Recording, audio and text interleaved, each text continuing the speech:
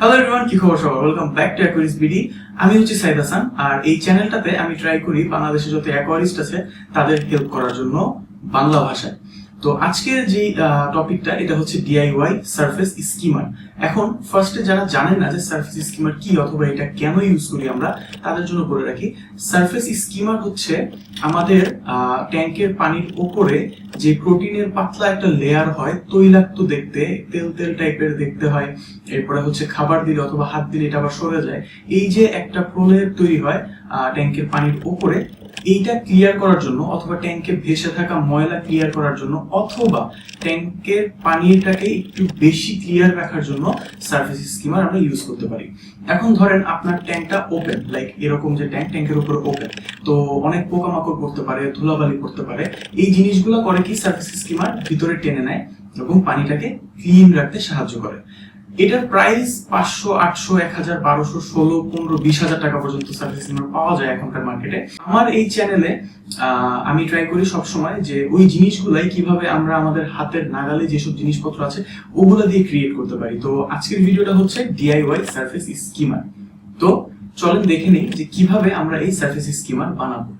তো আমাদের আজকে এই প্রজেক্টটা করার জন্য আমাদের ফার্স্টে কিছু জিনিস জোগাড় করে নিতে হবে। একদম ফার্স্টে যেটা লাগবে সেটা হচ্ছে একটা পাওয়ার হেড। পাওয়ার হেড মানে হচ্ছে যেটা আমাদের ট্যাঙ্কের ভেতরে, যেগুলোকে আমরা ইন্টারনাল ফিল্টার বলি, সেখানে একটা পাওয়ার হেড কিন্তু থাকে, যেটার মাধ্যমে পানি পাম্প করে নিচ দিয়ে নেওয়া হয় এবং এদিক দিয়ে বের করে দেওয়া হয়।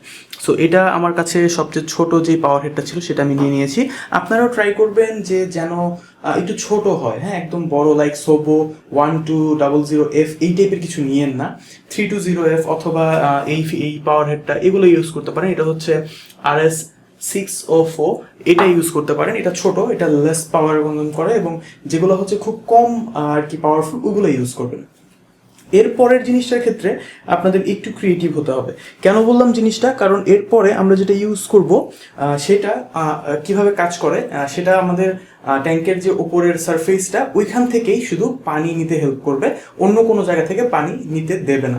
সো এটার জন্য আমার পারফেক্ট একটা ফিট পেয়েছি এই পাইপটা। এটা হচ্ছে আমি আমার ট্যাঙ্ক থেকে পানি চেঞ্জ করার জন্য ইউজ করি। এটা RFL এর পাইপ, আপনারা যে কোনো দোকানে পেয়ে যাবেন, এটা হার্ডওয়্যারের। এরপরে এরকম একটা জিনিস, এটার নামটা আমি ভুলে গেছি, এটা লাগবে আপনাদের। এরপরে কেচি, এই তো। আর যদি ইন কেস আপনাদের সুপার গ্লু লাগতে পারে। তো এই হচ্ছে আমাদের টোটাল জিনিস। এখন আমরা কাজে লেগে যাই। তো এখন আমরা এটা বানানোর কাজে লেগে যাই। আমি একটু আগে বললাম যে আপনাদেরকে এই ক্ষেত্রে একটু ক্রিয়েটিভ হতে হবে। কেন বলেছিলাম, যেমন দেখেন এটার যে ইনপুটটা, আমার এই ফিল্টারের যে ইনপুটটা, এটার জন্য একদম পারফেক্ট ম্যাচ কিন্তু এইটাই। সো আমি এই পাইপটাই নিয়েছি, অনেক খোঁজাখুঁজির পরে পেয়েছি। আপনাদের কাছে হয়তো অনেকের কাছে অনেক বোতল অথবা অনেক প্লাস্টিকের জিনিস থাকবে যেটা আপনাদের পাওয়ার হেডের সাথে পারফেক্টলি যাবে। সো এইটা এখানে আমারটা একদম পারফেক্টলি ফিট হয়ে যায়। বাস, আমাদের এখানে কিন্তু প্রথম ধাপ শেষ। সেকেন্ড ধাপে আমাদের যেটা করতে হবে, এই যে আমরা এইখানে যে পাইপটা নিয়েছি অথবা আপনারা যে প্লাস্টিকটা নেবেন, সেটার এই যে জায়গাগুলো, এই জায়গাতে আপনাদের একটু কেটে নিতে হবে। এইখানে যতটুক কাটবেন ঠিক তত তাড়াতাড়ি কিন্তু আপনার পানি এর ভেতরে গিয়ে পাওয়ার হেড থেকে বের হয়ে আসবে। সো এই জিনিসটা মাথায় রাখবেন, এবং আপনার ট্যাঙ্কের সাইজ অনুযায়ী এইটা আপনাকে ক্যালকুলেট করে নিতে হবে, কারণ আমি এখানে সবার জন্য সেম ক্যালকুলেশন দিতে পারবো না। আমি এটা ইউজ করব আমার 30-18-18 অথবা আমার 24-15-15 ট্যাঙ্কে। সো ওই হিসাবে আমি এখানে 4টা অথবা 5টা কাট দিব। ঠিক এইভাবে কাটার চেষ্টা করবেন। আপনারা দেখে নেন আমি কীভাবে কাটছি, দেখতে পারতেছেন হয়তো এখন স্পষ্ট। এই পাশে একটা, আমি আসলে আপনাদের দেখিয়ে ভিডিও করতে গিয়ে কাটগুলো খুব বড় করে ফেলছি, বাট আপনারা ট্রাই করবেন এখানে 4-5টা কাট রাখার জন্য। আমি এখানে বেশি বড় করে ফেলছি, এর জন্য হয়তো আমি 2টার বেশি কাট দিতে পারবো না। আর যেহেতু বড় করে ফেলছি, সো 2টা কাট আসলে আমার জন্য এখানে এনাফ।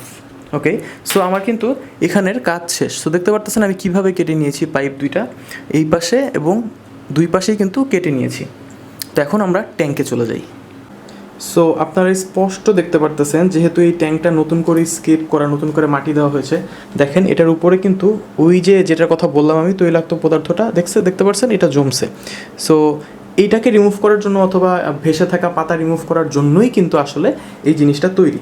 এখন এটা কিভাবে সেট আপ করবেন, এটা সেট আপ করার আগে আপনাদের আরেকটা কাজ বাকি আছে, যেটা হচ্ছে যার কাছে যেটা আছে, হতে পারে অনেকের কাছে নেটের ব্যাগ আছে, হতে পারে অনেকের কাছে সিনথেটিক কটন অথবা ফিল্টার ফ্লস অথবা আর কি আছে, ফোম আছে।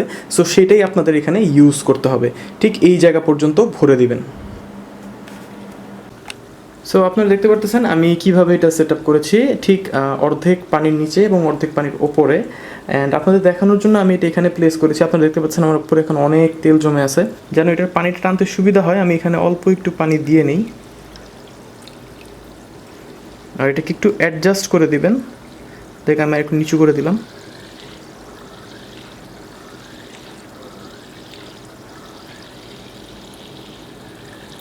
সো এটা এখন প্রপারলি কাজ করতেছে।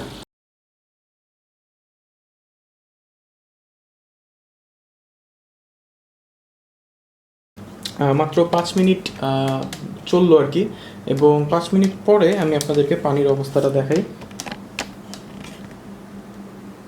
একটু আগে এই ট্যাঙ্কের পানির ওপরেই ঠিক এই যে তেলের রাস্তাটা দেখতে পারতেছেন, এটা এই যে এটা দিয়ে ভরে গেছিলো, আর এখন দেখেন উপর থেকে ক্লিন দেখতে পারতেছেন আপনি ট্যাঙ্কটা। সো এটাই হচ্ছে আসলে সারফেস স্কিমারের কাজ। তো এই ছিল আজকের ভিডিও, আশা করি ভালো লেগেছে ভিডিওটা। যদি ভালো লাগে আপনারা জানেন কি করতে হবে, আর অবশ্যই সাবস্ক্রাইব বাটনটা প্রেস করে দিয়েন। আর যদি কারো কোনো কিছু জানার থাকে সেটা কমেন্ট সেকশনে আমাকে বলতে পারেন। আর যদি কারো এরকম মনে হয় যে এই একটা টপিক নিয়ে ভিডিও করলে ভালো হয়, এমন কোনো আইডিয়া যদি কারো মাথায় থাকে, অবশ্যই সেটা কমেন্ট সেকশনে জানাবেন, আমি সেটা অবশ্যই করব। তো দেখা হচ্ছে নেক্সট কোনো ভিডিওতে। সে পর্যন্ত সবার মাছ এবং গাছ নিয়ে ভালো থাকুন। আল্লাহ হাফেজ।